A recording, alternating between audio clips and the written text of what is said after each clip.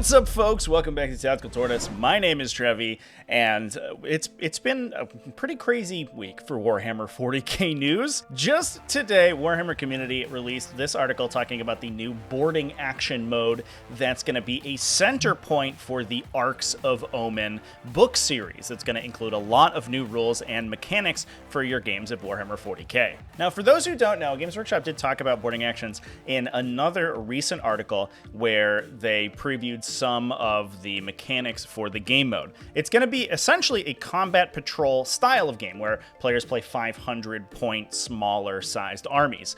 And it has its own bespoke terrain set, which is, I believe, the same terrain set that came out in the most recent boxed set for Warhammer 40k Kill Team. I imagine we're basically going to be reusing a lot of the vibe and mechanics from Kill Team and transposing those over to larger games of Warhammer 40k. And I think the marriage between the two systems is actually going to be pretty interesting. And the fact that GW and the design team as a whole is basically trying to create thematically associated seasons between Kill Team and 40k is pretty cool.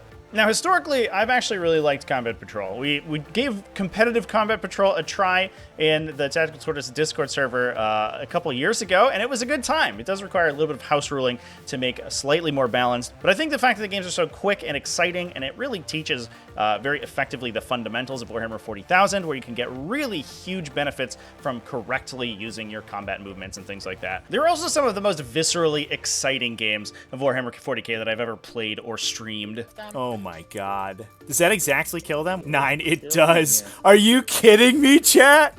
What is this game? Get a billion points on Finn and take the objective away, and we're up to a 30-point lead by the Blade Angels. Is this surmountable for the Orcs? What a swing that was! So already I'm kind of biased towards this boarding action game mode, but this article also includes some new rules changes to the core mechanics of Warhammer 40k that will be used in boarding action games that are absolutely phenomenal. These are basically total overhauls to how 40k has been played traditionally on a very basic and fundamental level that I hope heralds new things for 10th edition, because they are things that not only myself but the community at large have been asking for incessantly for so long. Now, when I talk about things changing at a fundamental level, I mean very fundamental. How measurements are measured is different in boarding action from normal games of Warhammer 40,000. First off, the boarding action is going to take place in the bespoke terrain set, like I talked about before, that includes a lot of walls, bulkheads, and doors that can be open and closed. The article mentions that you can perform an action to open or close doors and allow movement through them, but I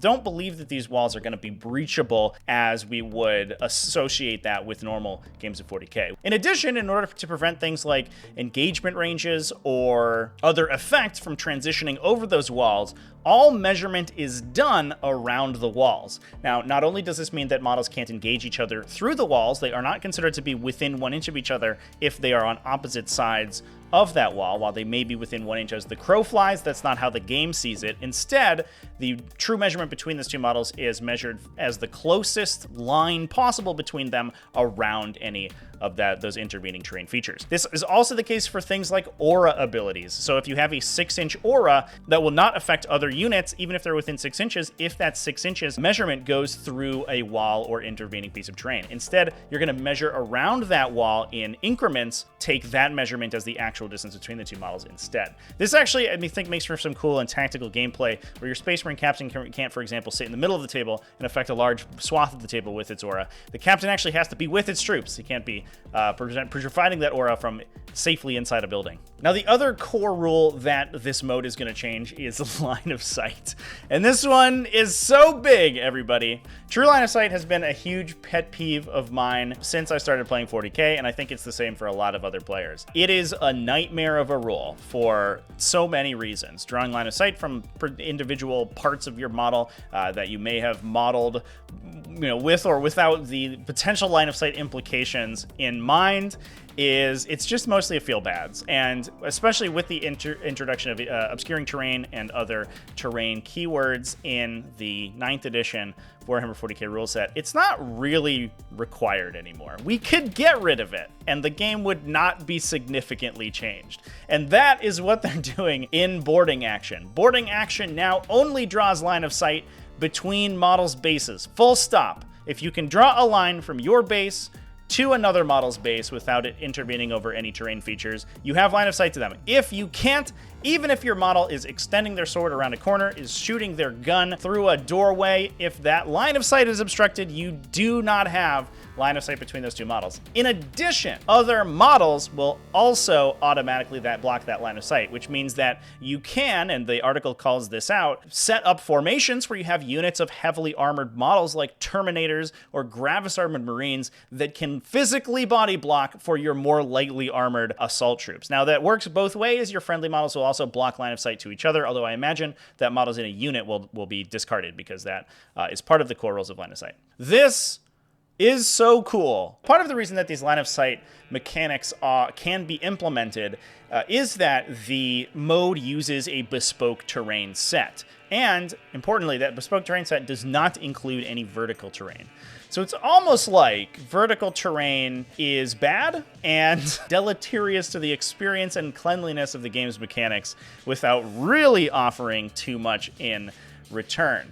If only there was a clean way to include vertical terrain while making use of these useful line of sight mechanics without losing any of the interesting narrative or tactical play that multi-level buildings offer. Now, the article also talks about some other addendums to the boarding action rules. They're going to have a rework of Warlord traits and relics for these smaller games of Warhammer 40k. I think a big downside of 40k at that combat patrol level is that some particular characters, especially things like smash characters, these super tanky units or highly lethal characters can be absolutely skewing to how the game operates, and I think that they're going to be trying to roll that back for these 500-point games. If you have a particularly resilient or a particularly dangerous character in this kind of cramped hallway environment that your opponent doesn't have the tools to kill, they can just sort of roll through their team. So that is going to be getting an overhaul. In addition, stratagems are being added for each faction in the game as well. Now, they mentioned that this will happen further on through the event series, specifically in the Angron Arcs of Omen expansion. So while the core rules for boarding actions are going to be early on, faction-specific rules are going to be a little bit later. But the two examples they give are an Astra Militarum ability to ignore friendly units when drawing line of sight.